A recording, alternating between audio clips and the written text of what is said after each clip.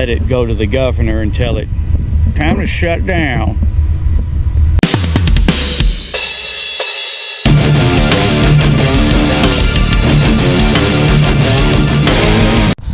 Hey guys, welcome back to the channel. I'm just playing around with this air compressor. It's really kind of neat. Look at that old fuel shut off. Isn't that crazy? I'm assuming that's some type of sediment bowl. Like I said, you can see where the head's split into three pieces. This cylinder runs, and the two in the center are your air compressor. Well, what they did on the distributor, and I don't know if this is factory, but they just ground out the spark plugs. They got those two wires ran together and they're soldered to this oil line, I guess. No, that's air. Yep. So that's what tells the engine, I guess, to idle down when it builds up enough air pressure. Well, I wonder why they have the plug wires grounded right to that. That's kind of strange. I wouldn't have thought they did that. I would have thought they just blocked them two cylinders off so they wouldn't fire. If you guys have any clue why that is, leave me a comment below. Then, of course, this is your choke right here, but then it also, I'm assuming, is your needle valve for your like fine adjustment, because it does turn. This is I would assume that's a pressure pop, like a pop-off valve, so it don't blow something up. That's probably the actual air pressure to tell how much goes in the tank, or to let it go to the governor and tell it time to shut down.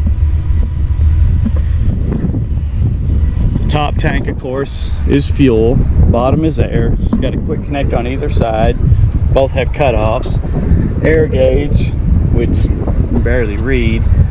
I did put a battery on it, and of course tried to start it and tried to even turn it over. Nothing. I'm sure the solenoid is bad, or the button, or both.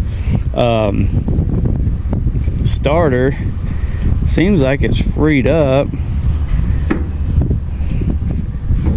so I may get the old jump starter button on it and see what I can do. I already checked the oil. It's clean. There's not much in it, but there is some. The radiator looks like it's down pretty low. This isn't the original cover, I don't think. It looks awful new. Of course, the supply line that gets extremely hot is made out of copper. It's been painted a couple of different times, and it's been hit and smashed, but I'm sure it still puts out plenty of air. Union, where you can take it off and replace it. The muffler is the worst thing on it, and it is all kind of rotted out. No big deal.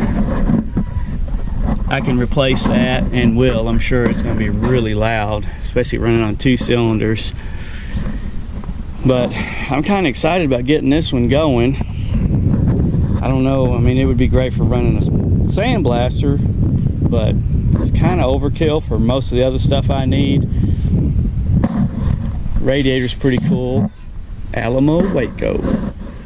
I need to look that company up, see if this was actually built in Waco, Texas. And that looks like an old actual grill shell off of a Model A car. I don't know.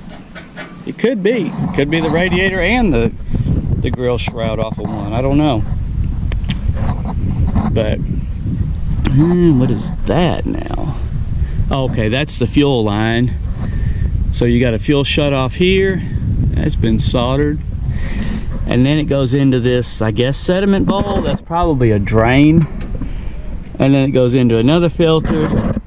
And it goes into your carburetor, to your bowl. And it's all freed up. I mean, it turns good. The governor's not stuck. I don't know about that air valve, if it's stuck. Everything's going to have to be lubed and checked out. The crankcase off of your push rods. I guess it's the breather goes back into the block, and I'm sure this is your oil filter housing. Yeah, but I don't think it's going to take much for that.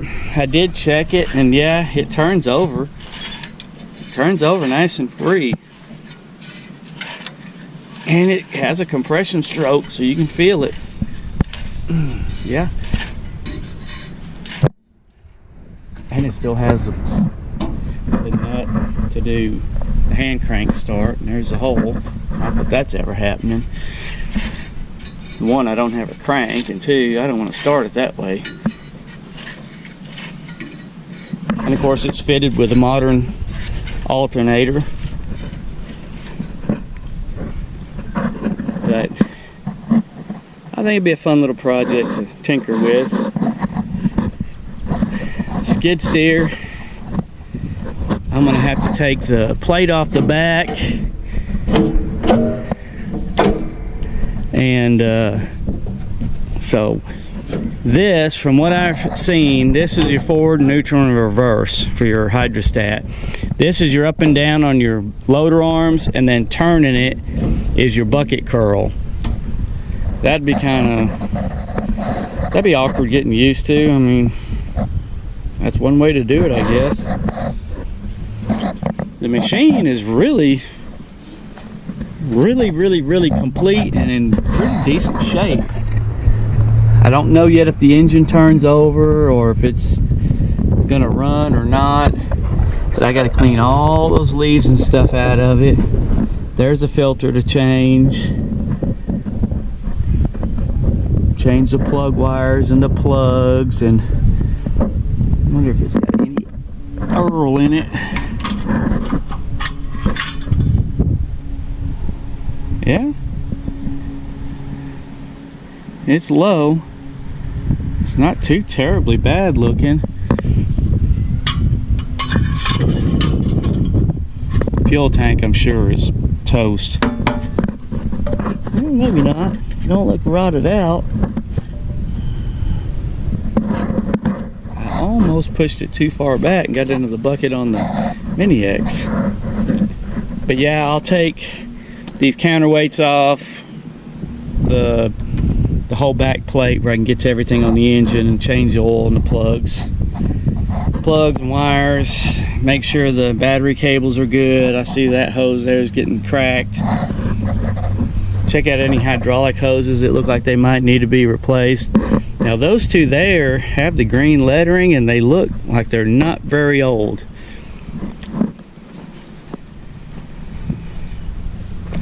It looks like he's kind of just replaced. Yeah, there's a newer one, the green lettering.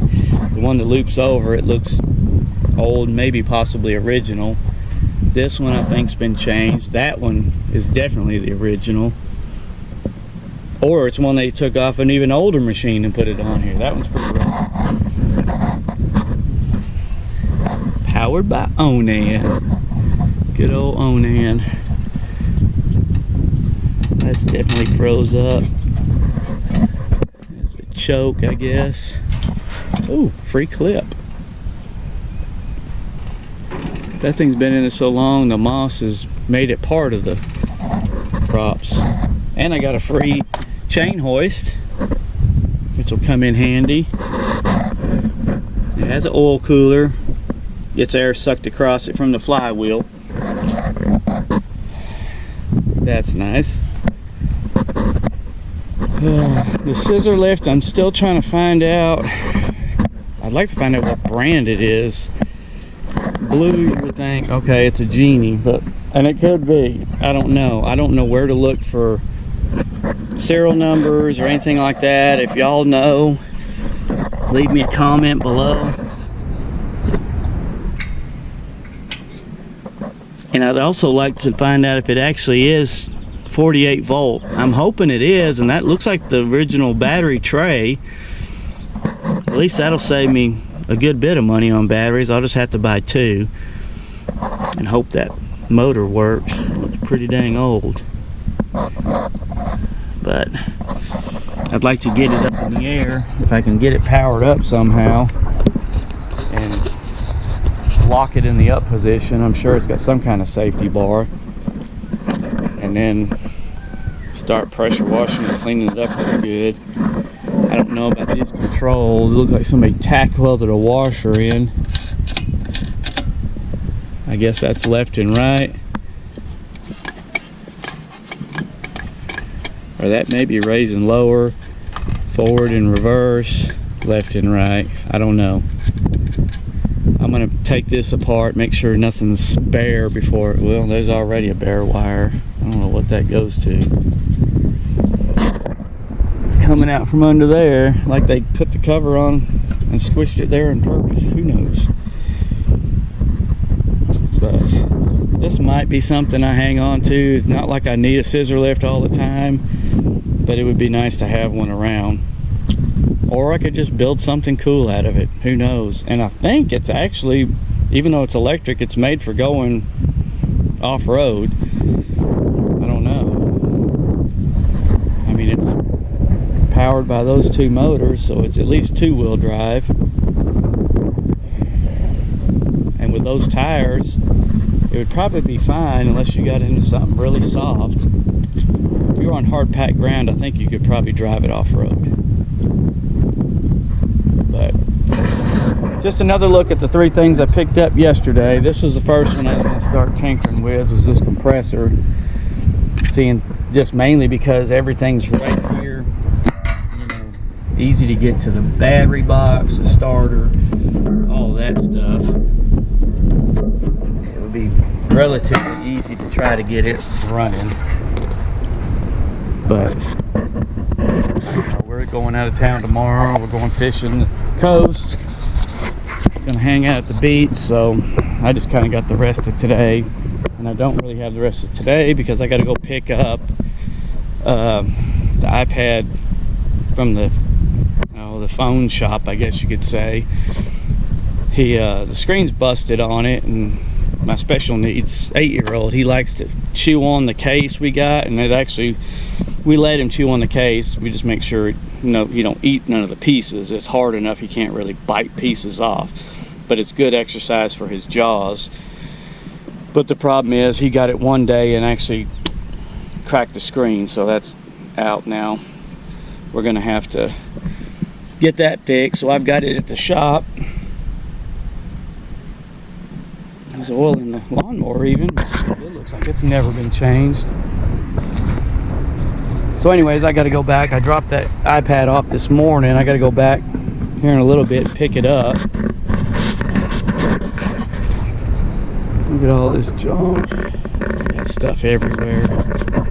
But you got to get it when you can. There's a Locklear. I really want to get on that, but that's definitely going to be a winter project or when it cools off, because that needs a lot.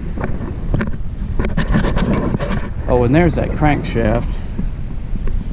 It is, let's see, 1, 2, 3, 4. Yeah, it's a little over 4 feet long, maybe 5. Make a heck of a bumper for the front of the dually, other than adding that much extra weight. Somebody could use it for a rat rod.